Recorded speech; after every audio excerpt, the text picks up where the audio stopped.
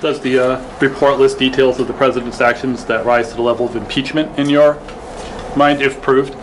I think there is no question that the report details several instances of obstruction of justice that would warrant a normal charge of obstruction of justice, an attempt to interfere with a proceeding or to impede it in some way. We are still in a fact-gathering mode. We have to get the balance of the unredacted portions of the redacted portions of the report and all the supporting materials.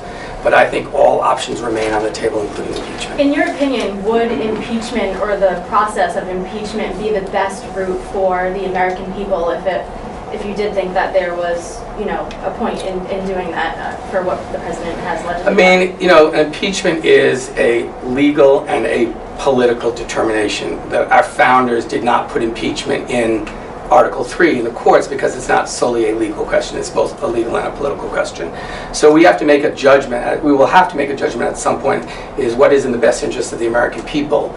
But there is no question that the first step is to gather all of the evidence so that we can make an informed judgment. But I think it is fair to say that all of those options are available, including impeachment.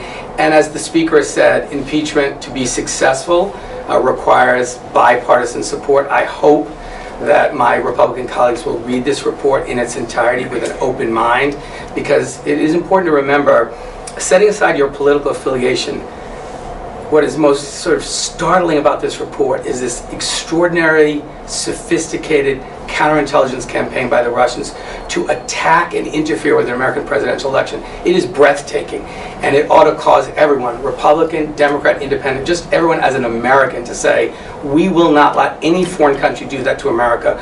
We honor men and women who give their lives in service to our country. We owe it to them to protect our democracy from foreign interference, and the conduct of the Russians in this that has been confirmed by Mr. Mueller is something which should disturb everyone, and I hope people will read this report with an open mind and as an American, not as a member of a particular political party. Governor, what do you say to those people who say, enough already, give it up, move on, it's time to move on, because this should be put in the past? Well, I say, first of all, we have a responsibility. We were put into the majority to first and foremost deliver on the promises we made to the American people, to fight for them, to drive down healthcare costs, drive down the cost of prescription drugs, raise family incomes, rebuild the crumbling infrastructure of America, and take on the corruption and self-dealing in Washington. We're doing that. We've begun hearings on prescription drug prices. We've introduced legislation to fortify the ACA. We've passed universal background checks. We reauthorized the violence against women, and the list goes on and on. At the same time, we were also elected to hold this president accountable and to be sure that we were providing robust oversight. We haven't done it for 2 years, so I know it seems like it's been going on. We're just beginning our work, and we have to do both things. Just to follow on that, the president has said this was in effect has said this was a failed coup d'etat. What do you say? Well, it was perhaps a failed coup d'etat by the Russians, who attempted to interfere in our presidential elections. This is a serious report that was completed after 22 months of a thorough investigation that is detailed in the open of the report. There is nothing to make a joke about with respect to an adversary of this country interfering and attacking an American presidential election. We have a responsibility to make sure that never happens again, and we have a responsibility to hold anyone accountable who is engaged in this conduct. So, Congressman, you said, again, there were grounds in this report to have potentially charged the president. You've tweeted multiple times, called him an unindicted co-conspirator in a campaign finance scheme. If the president is, in fact, in your estimation, potentially culpable of committing crimes, why not call for impeachment now? Are you doing your job as a congressman if there's a sitting president who you believe potentially committed crimes to be holding office at this time? Well, I think we have to do this in a very serious and somber way, and we have to do it in a way that underscores the significance of what impeachment proceedings mean. So we are, as I said, we've just begun our fact-gathering work. This report is a significant step in that direction. Obviously, seeing the balance of the report, the redacted. For example, there are 14 criminal referrals only 2 are revealed in the report. Those other 12 are significant. There's a Trump Tower meeting with Russian operatives, but there's reference to another meeting, which is fully redacted. We need to know what that one was about. So there's a lot of information we still need to collect. I think we want to be sure that we're doing this in a responsible way. I think I've made it very clear that I think all options remain on the table, but we have a responsibility to gather all of the facts so that we can make the appropriate judgment. We need to hear from the special counsel. We need to hear from the Attorney General. We need to see the supporting documents. But nobody should take this lightly. This is a very serious moment for our country. It's a serious moment for this presidency.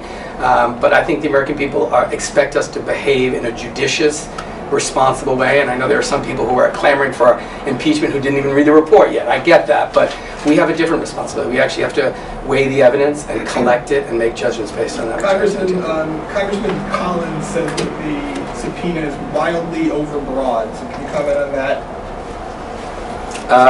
I have the subpoena here. I'm not sure why Senator Collins thinks it's wildly overbroad, but I think Congress is clearly entitled to the redacted portions of the report and to the supporting materials. It's important to remember, in the Ken Starr investigation, which is the kind of closest one in time to this one, Kenneth Starr delivered the report in its entirety to Congress.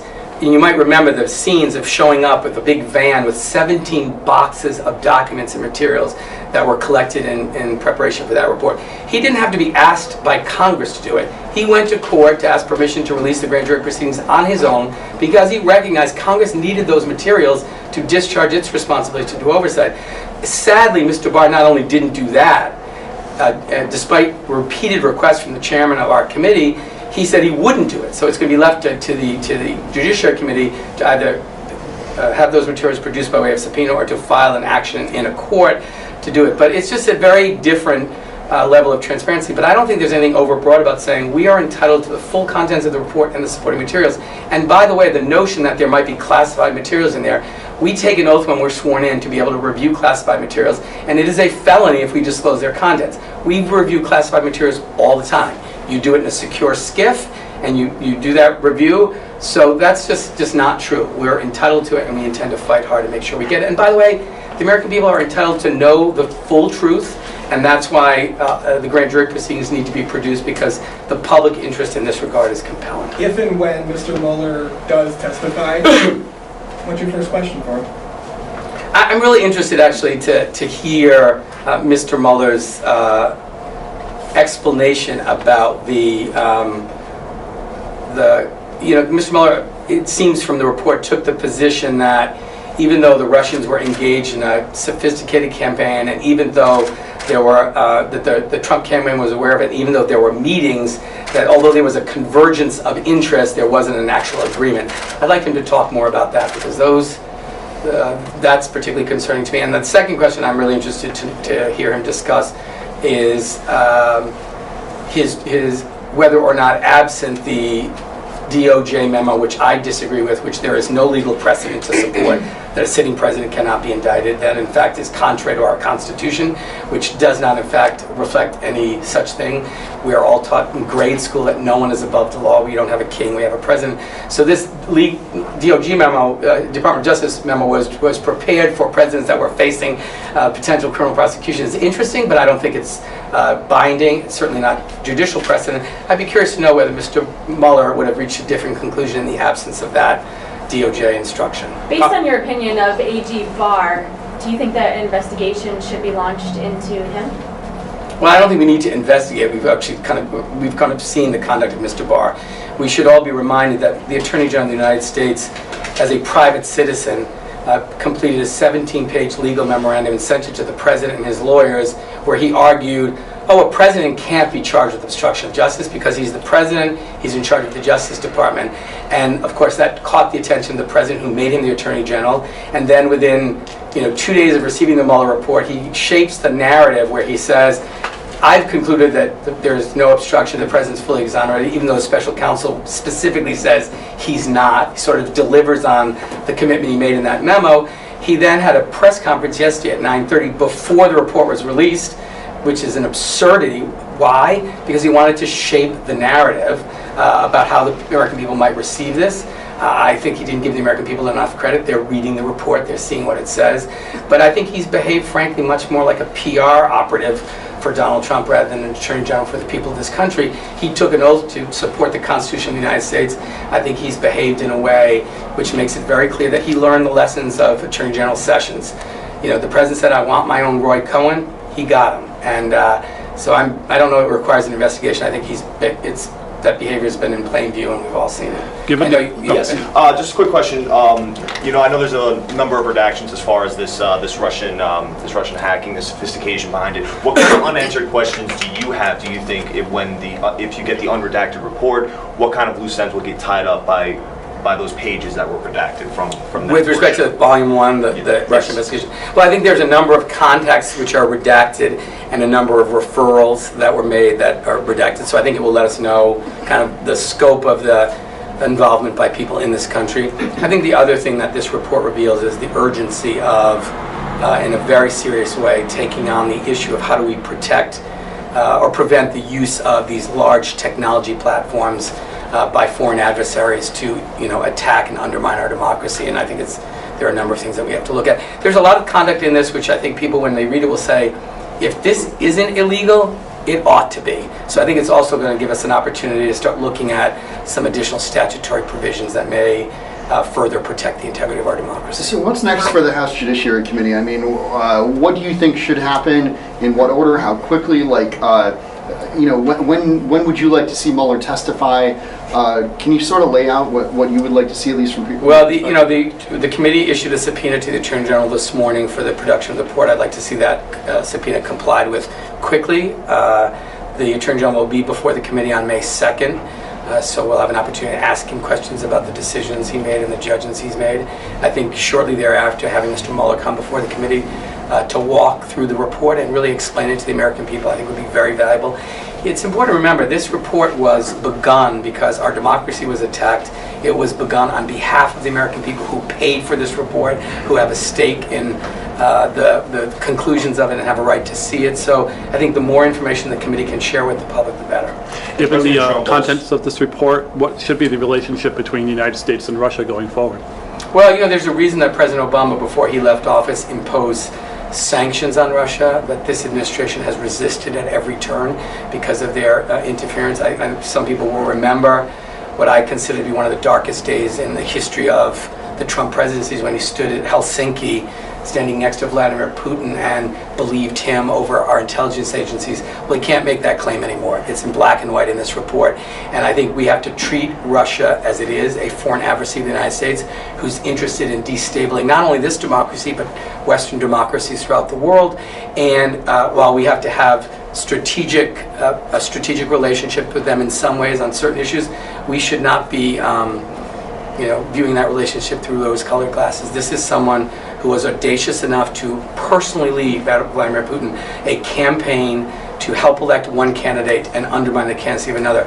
Guess who gets to decide who's going to be the American president? The American people, not the Russians. And how do you feel that President Trump is saying that this... I'll come right back. Congressman, what do you make of the quote that everybody says is almost made for TV, where Trump says, and I'm not going to use the F word, but basically... You can do it. This is terrible. This is the end of my presidency. I'm effed. What does that tell you, that quote? Well, I think that is something we used to call, when I was a practicing lawyer, consciousness of guilt. Okay. That people who are innocent don't use language like that. But I think the president recognized the gravity of an investigation of his conduct both before he was elected and since he's become president. Congressman Jerry Nadler was heard to say this, was asked this morning whether he ascribed to the notion that impeachment proceedings should not necessarily go forward unless there's a certain to prevail. Do you ascribe to that notion? I think there is no question that an impeachment proceeding is both a legal question and a political question for all of the obvious reasons. As I think I might have already said, there's a reason our founders put it where they did, because it's a legislative responsibility.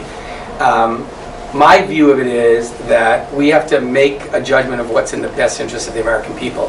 I think it has to weigh very heavily on us. If at the conclusion of our investigation we conclude that the president engaged in high crimes and misdemeanors, I think the Constitution requires us to move forward. I don't think we have the luxury of saying, I don't want to do this because it's bad for us politically. I think our founders expected us to fulfill that responsibility. And I think the Speaker has said this, we should never do impeachment for a political reason. We should never refuse to do impeachment for a political reason. This is a moment that we have to scrupulously honor our oath to the Constitution, and the evidence and the law will, I think, compel us to take one course or another. Well, but Congressman, to follow up on what Steve Clampton said, is it not also your obligation in Congress to run the government and quit doing these sideshows and persecuting? Well, I mean, I think that's what's been really wonderful about the first 100 days. In the first 100 days, number one, we passed H.R. 1, the most comprehensive ethics reform since Watergate, that will radically change the way we finance elections and make it easier for people to vote and to participate in our democracy, raising ethical standards. I mean, it's a very comprehensive bill. We passed equal pay for equal work to make sure women make the same as men for the same job. We reauthorized the Voting Rights Act. I'm sorry, the Violence Against Women Act. We've passed out of committee legislation to drive down the cost of prescription drugs. We've introduced legislation to fortify the Affordable Care Act and protect coverage for pre-existing conditions. Work is underway, hearings are underway on an infrastructure bill. So what I think we have a responsibility to do is do both things. We have a responsibility to move forward on the agenda that focuses on the issues that are important to Rhode Islanders and to the American people, and at the same time, hold this administration accountable and do oversight. We have to do both. That's our responsibility. And so I know everyone thinks like, there's a lot of coverage about the Mueller investigation. There's a lot of coverage about other committees' investigations because it's of interest to the public. But while that coverage is happening, we are busy at work getting things done for the American people, and we have to continue to do both. Well, how much more could you do for the American people if you weren't subpoenaing documents, if you weren't holding hearings, if you weren't beating this? There's no question that we have a responsibility to do oversight, and we have to do both things. And we work long hours, and we should do it. But I don't think it's appropriate to say, you know what, don't do oversight because you could pass more bills. We have a responsibility to oversight. We live in a country of laws. We have a responsibility to make sure that everyone understands no one is above the law, including the president. And when members of administration engage in wrongdoing, we have a responsibility to hold them to account on behalf of the American people. So I reject completely this notion that we should only do legislation and do no oversight. Our founding fathers, you're a very smart guy, Mr. Rapley, our founding fathers, I think, were smarter. They required Congress to do both, and we intend to do both. Speaking of founding fathers, we've seen other countries influence our nation since the beginning of our country. How do we know this type of influence hasn't happened in past elections? Well, look, I don't think that we do know that, but surely it is not an acceptable answer to say because other countries may have attempted to do this, we should let Russia do it.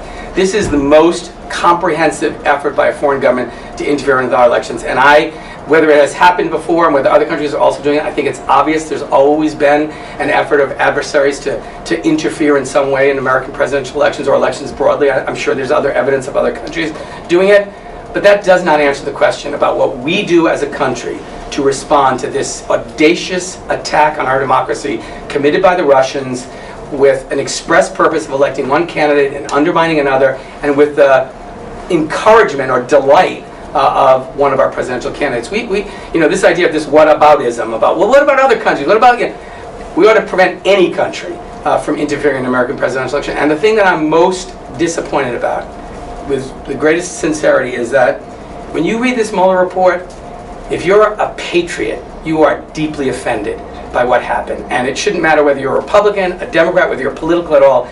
Everybody in this country should read this report and demand that we make certain this never happens again, and that anybody who helped facilitate this is held accountable. Congressman, a quick question for you. Earlier this week, Speaker Pelosi was very dismissive of Representative Ocasio-Cortez, said her bloc of the party had exactly 5 people. Do you agree with the Speaker in that characterization of kind of the far left of the party, and do you think that it is a non-factor in the way that the Speaker characterized it? Well, I would first disagree with the description of the far left. I think we have a caucus that is the biggest and most diverse caucus in the history of the Congress. We have people who are very progressive, like me. We have people that are more moderate, that are more conservative Democrats, Blue Dogs, New Dems, which is great. And I think it will mean that we're going to continue to have great, passionate debates about what is the best way to approach the challenges that face our country and face the American people, and we'll develop consensus out of that. And I think that's how the legislative process should work. And we have a freshman class that is extraordinary, and that they brought their vision and their passion and their ideas to the Democratic caucus. It will mean we'll produce a better product, and the Speaker, I think, has uniquely qualified to kind of manage a very diverse caucus, but You know, the Progressive Caucus is the largest caucus in the Congress. The largest ideological caucus.